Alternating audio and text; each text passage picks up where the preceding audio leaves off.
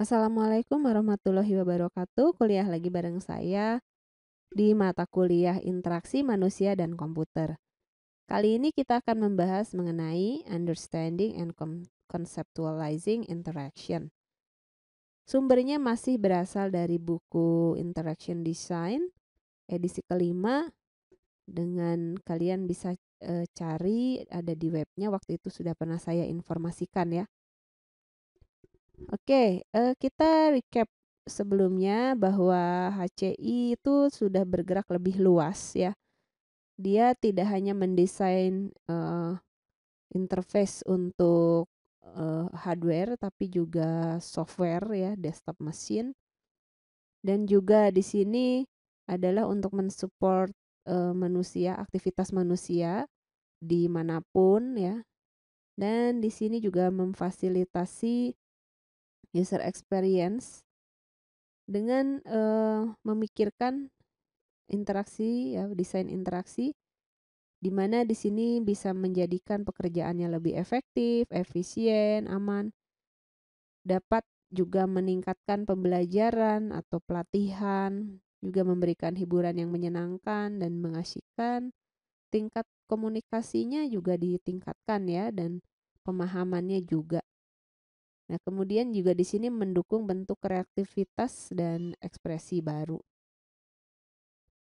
Nah, sebelum kita berangkat untuk membuat sebuah aplikasi, Anda harus jawab dulu pertanyaan-pertanyaan ini ya. Kita harus pahami dulu apa problem space-nya. Dan ini akan menjadi mission of the day kalian di tugas besar.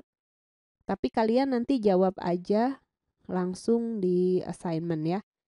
Nah, Anda harus tahu dulu dari ketiga pertanyaan ini. Untuk understanding the problem space, ya kalau di metode penelitian mungkin ini adalah memahami masalah ya, atau rumusan masalah, kurang lebih seperti itu. Jadi apa yang ingin Anda buat di sini ya? Apa asumsinya dan apakah yang Anda buat itu akan tercapai sesuai dengan harapan Anda? Oke, jadi kalau misalnya kalian langsung main jawab gitu aja, mungkin jawabannya bakal asal-asalan ya. Sebetulnya jawaban ini harus kalian pikirkan, nggak langsung asal-asalan, karena kalian juga harus tahu dulu masalah yang terjadi di luar sana. Jadi nggak bisa langsung jawab ya. Bisa aja kita supaya lebih mudah, ini ada framework untuk menganalisis problem space. Misalnya untuk mencari masalah di luaran sana ya, kita cari tahu dulu masalah sebelumnya nih. Apakah di luaran sana ada produk yang bermasalah gitu ya? Apakah produk-produk yang sekarang ini ada yang bermasalah? Atau misalnya kalian lihat aja lah di dalam smartphone-nya kalian ada aplikasi, terus apakah di sana ada yang Anda rasa, "Oh, ini kayaknya jelek, ini kayaknya bermasalah." Contoh aja deh software, ini ya, web browser. Misalnya, yang logonya E ya, saya nggak sebut merek ya. Yang logonya E itu kenapa sih, sekarang kalah, menurut saya ya, kalah bersaing, nggak terlalu sering digunakan, kita lebih banyak menggunakan, browser yang gambarnya bulat 3 warna itu ya. Kenapa kita pakai browser yang itu? Kenapa nggak pakai yang browser dengan ikon E? Pasti ada masalah di situ. Katakanlah Anda juga mau buat web browser. Ada masalah nggak dengan web browser sebelumnya? Misalnya, oh ini web browsernya terlalu lama dalam pencariannya, atau mungkin bank datanya tidak terlalu banyak yang bisa di crawling, dan seterusnya. Misalnya kita bicarakan, oke, ini web browsernya terlalu lama. Nah, berarti nanti yang Anda tawarkan adalah web browser yang apa ya, visinya atau misinya gitu ya, punya visi menjadi browser paling tercepat, kayak gitu ya. Paling tercepat meskipun lebih cepat berapa milisecond ya. Oke, jadi itu, apa ada masalah dengan produk sebelumnya. Nah, kan kalian sudah mendapatkan lelang judul ya. Lihat di sana untuk yang bebas itu cari ada masalah di luar sana nggak. Nah, kalau yang udah ditentukan temanya, mungkin cari di tema itu dari produk sebelumnya yang mirip-mirip ada masalah nggak. Nah, terus kenapa Anda pikir itu ada masalah? Emang apa masalahnya? Nah, ini harus kalian jawab ya. Jadi nanti saya akan menyiapkan semua ini, Anda jawab ya. Terus kenapa ide yang kalian propose itu akan bermanfaat? Dan bagaimana Anda melihat orang-orang yang dengan segala macam rutinitas mereka, kondisi mereka sekarang dalam menjalankan sesuatu gitu ya, dalam rangka mereka mengerjakan tugas-tugasnya gitu ya, bagaimana Anda akan melihat mereka gitu ya, how would you see people using it gitu ya, menggunakan produk yang Anda tawarkan, yang Anda propose. Jadi kira-kira Anda akan memandangnya seperti apa? Anda memiliki penilaian mungkin ya, bagaimana sih orang-orang yang dengan selama ini misalnya nih Anda menawarkan, aduh sebut merek aja ya, teks, pengolah kata gitu ya, pengolah kata seperti Microsoft Word. Oke, terus Anda mau bikin saingannya karena merasa nih Microsoft Word nih ada masalah nih kayaknya gitu ya. Saya juga nggak tahu ya apa ada masalah atau enggak ya. Ini kan contoh ya. Nah, terus kita langsung loncat ke yang nomor poin 4 ini. Gimana ini kira-kira Anda akan memandang orang-orang menggunakan aplikasi yang Anda tawarkan, sementara mereka udah terbiasa pakai Microsoft Word dengan rutinitas dan aktivitas mereka gitu. Jadi mereka udah terbiasa gitu. Nah, sekarang kalau misalnya disuruh pakai aplikasi Anda, menurut Anda bakalan bagaimana? Nah, kayak gitulah kira-kira ya. Terus apakah aplikasi itu ya, bagaimana aplikasi itu akan mensupport aktivitas mereka, user ya. Bagaimana aplikasi itu akan mensupport aktivitas mereka? Apa benar akan membantu mereka? Nah, ini harus dijadikan analisis ya. Ini adalah framework yang kita gunakan untuk menjabarkan problem space tadi. Contoh ya. Ya, sebelum kita menawarkan sesuatu, mungkin kita bisa menawarkan atau menggambarkan asumsi-asumsi dulu ya. Oke. What were the assumption made? Nah, ini ya. Jadi kita bicara perusahaan cellphone ya, zaman dulu gitu ya. Apa asumsi-asumsi yang dibuat oleh mereka yang mendirikan WAP service gitu ya di perusahaan telepon itu, mereka punya asumsi apa? Zaman dulu belum ada internet kayak sekarang, kita pakai WAP ya, web service. Ada yang pernah ngerasain? Nggak tahu juga ya. Nah, kita pakai web service. Oke, apa sih asumsi mereka sebelum itu dibuat gitu? Kok tiba-tiba muncullah web service gitu ya? Mereka berasumsi nih, sehingga lahirlah produk itu, dan itu asal mulanya sekarang kalian udah bisa pegang smartphone yang terhubung ke internet 24 jam ya. Was it a solution looking for a problem? Oke, Anda lihat nih, ada contoh nih. Ini handphone ya, bukan smartphone. Handphone zaman dulu yang warnanya cuman ya gitu aja ya, nggak ada warna ya. Warnanya cuman karena lampunya aja berwarna-warni ya, nggak pakai warna RGB kayak sekarang. Terus di sini kalau mau internetan juga susah. Terus juga buat apa gitu ya dengan handphone yang seperti ini, internetan gimana caranya gitu ya. Nah, tapi mereka menciptakan web service, tapi di sini belum ada pendahulunya ya, ini baru diciptakan. Nah, pastilah mereka berasumsi. Ini asumsi-asumsi yang mereka buat gitu ya. Jadi sebelum bikin web services, Mereka buat asumsi. Oke, tapi ini sekalian aja ya menguji apakah ini realistik atau wishlist ya. Katanya nih, people want to be kept informed, up to date. Jadi orang itu pengen selalu diinformasikan berita-berita yang up to date dimanapun mereka berada. Nah, ini termasuk yang masuk akal ya atau reasonable. Memang betul seperti itu ya.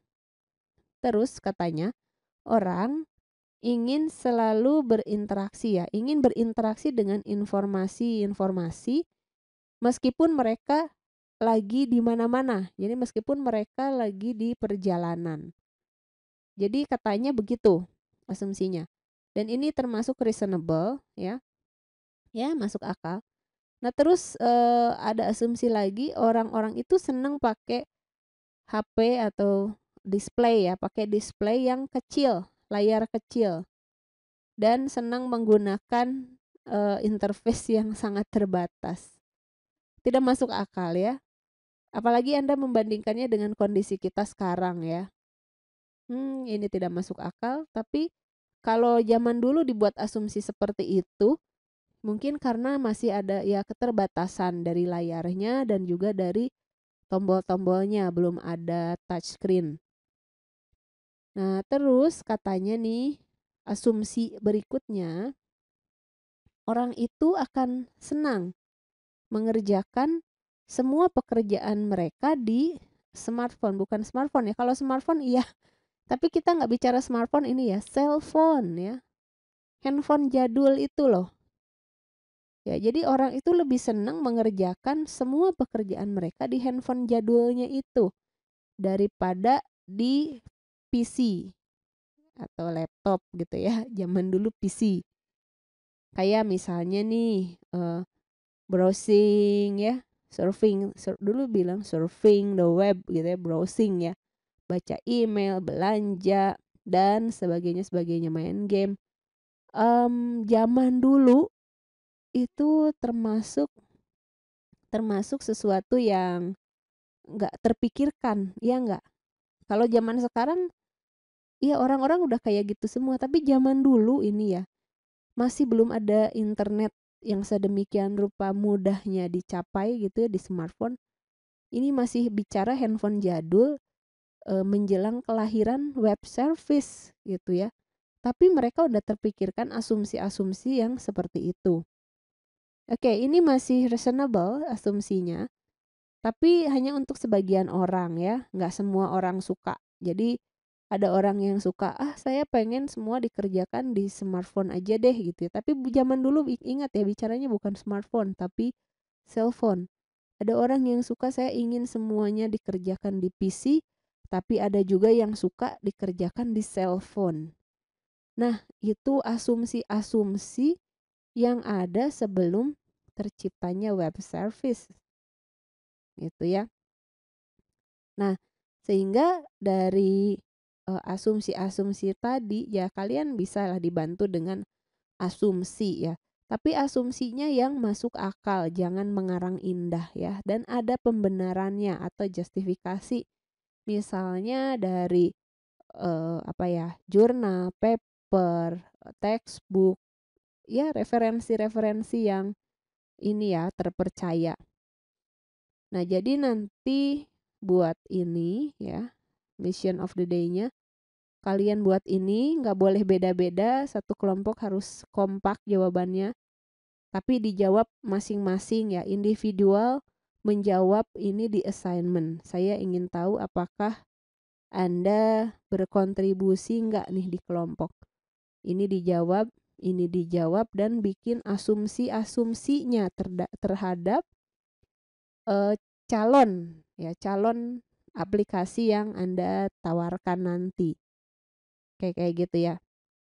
Nah, dari problem space kita pindah nih from problem space to design space. Jadi kalau udah tahu masalah, tentu lebih enak ya kita membuat aplikasi ya. Seperti kalau kalian penelitian gitu ya. Nah, kita harus tahu dulu masalah yang terjadi apa sih, sehingga kita punya tujuan. Kalau nggak punya masalah, kesannya nggak punya masalah ya, cari-cari masalah ya. Kalau kita nggak tahu masalahnya, kita nggak akan ada tujuan untuk membuat aplikasi tersebut, nggak jelas tujuannya, gitu ya. Jadi dari problem space kita ke design space, memang ini agak terlalu lompat, mestinya nggak gitu ya. Tapi nantinya masih nyambung ya. Oke, jadi dengan memiliki problem space yang jelas ya, yang Anda paham gitu problem space-nya itu apa, itu akan membantu Anda untuk membuat desain gitu ya. Jadi ke desain space itu lebih mudah gitu ya. Jadi nggak desain sembarangan. Anda desain karena memang ada masalah dan masalah itu ingin diselesaikan gitu ya. Nah, contohnya gimana nih? Ini kita bisa terbantu ya, desain space-nya itu kayak apa sih? Ya, desain space di sini maksudnya adalah jenis interface-nya nanti kayak kayak gimana nih kira-kira? Behavior-nya apa? Functionality yang akan kita sediakan itu seperti apa? Kalian udah belajar functionality and non-functional yang kayak gitu-gitu ya, functional and non-functional ya. Oke, itu harus dijawab juga ya. Nah, jadi eh, kita sangat penting di sini menemukan problem space. Kalau mau mengembangkan konseptual model ya. Dan kita ini sangat penting mengembangkan konseptual model gitu ya. Oke, Anda juga tentukan nanti konseptual modelnya mau yang kayak apa. Nah, jadi ini ya, pertama-tama kita perlu pikirkan bagaimana sistem akan ditampilkan kepada pengguna ya, atau gimana mereka akan melakukan pekerjaannya di sistem itu dan memahaminya gitu ya. Model konseptual itu adalah deskripsi tingkat tinggi dari sistem yang diusulkan dalam hal kumpulan ide dan konsep terintegrasi tentang apa yang harus dilakukan ya. Berperilakunya gimana, yang seperti itulah. Oke, dan gimana dia akan dimengerti oleh pengguna dengan cara-cara yang sudah dijelaskan. Oke, jadi seperti itu. Nah, ada langkah-langkahnya ya untuk memformulasikan konseptual model. Pertama kita harus tahu ya, harus dijawab lagi nih kayaknya ya. Apa yang akan user lakukan ketika mereka mengerjakan tas-tasnya mereka? Tas itu kayak gimana sih?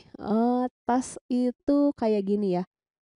Misalnya nih, seorang sekretaris kerjaannya salah satunya ya, mengatur rapat. Nah, mengatur rapat itu tas-tasnya apa aja ya kira-kira? Mengatur rapat itu berarti pertama dia harus menghubungi seluruh ini tamunya dulu ya, atau dia mendata dulu tamunya dulu, perihalnya dulu gitu ya. Dan biasanya konsep itu udah dikasih tahu sama bosnya ya. Jadi bosnya gini biasanya, sekretaris tolong dong ini bikinkan undangan, aturkan rapat yang agendanya bahas ini. Tamunya adalah jajaran direksi misalnya begitu. Nah, si sekretaris ini kalau dia tamunya adalah jajaran direksi, sebaiknya kan namanya direksi punya jadwal masing-masing ya. Mungkin direksi itu jumlahnya sedikit ya, 5 orang paling ya. Nah, biasanya dia akan mengkonfirmasikan dulu jadwal gitu ya. Semua direksi bisanya hari apa, jam berapa. Nah, kemudian dia akan langsung men-setting waktu tersebut, terus dia ngapain lagi tuh, mengkonsep undangannya, terus dia menyiapkan tempatnya. Banyak banget tasnya ya. Oke, itu terlalu rumit deh. Kita turun aja ke perpustakaan. Anda punya tas apa nih dalam rangka meminjam buku di perpustakaan? Kira-kira nih yang ngapain? Oke, misalnya pas masuk ke perpustakaan, Anda apakah langsung ke lorong cari buku atau nanya dulu sama petugas? Nah, itu adalah 2 tas yang berbeda. Ada yang orangnya malesan langsung nyari ke petugas kayak saya gitu ya, saya langsung nanya di petugas, buku computer science di There are mana? Nah, about langsung nanti 24 ditunjukkan. million items Atau in the akankah music kita collection. langsung ke rak Ideas, berdasarkan and in alfabet, terms misalnya of komputer history, science, maka saya akan politics, langsung ke rak art, C everything. gitu ya. Nah, 2,000 itu adalah volumes tas yang of bound dilakukan. Nah, newspaper kemudian pages. apa We lagi? also have about Cari 140,000 bukunya, sort issues of ya comic berarti ya, books. C, One of C, the C, great things O about gitu reading ya. newspapers Oke, is that you computer get a science. sense Nah, of what dapat it's like to be bukunya an kita American. ambil. You are Itu reading tas how yang people keberapa lived ya? the Berarti history ketiga itself. ya. Ambil bukunya, bawa ke Collections petugas are a ya. way Tas of 4 bawa ke adding petugas, terus didata dan seterusnya. Nah, kalau pakai aplikasi gimana jadinya? Kalau pakai aplikasi itu jadinya di aplikasinya harus ada tempat browsing ya. Browsing bukunya, tapi kitanya harus masuk dulu ya kondisinya, harus login. Sama seperti halnya kalau kita masuk ke dalam perpustakaan, kita login dengan cara mengisi buku tamu dan juga selalu bawa-bawa kartu perpus. Kayak gitulah kira-kira ya. Oke, terus how will the system support this activity maksudnya ya. Bagaimana sistem Anda itu akan mensupport semua yang dia lakukan tadi? Caranya gimana? Nah, terus pilih jenis interface metafornya. Ada enggak? Gitu ya. Oke, nanti kita bahas juga interface metafor. Kita juga akan bahas conceptual models berdasarkan aktivitasnya ya. Nah, terus apa jenis interaction models and style to use? Baik, nanti di next video kita akan bahas konseptual model.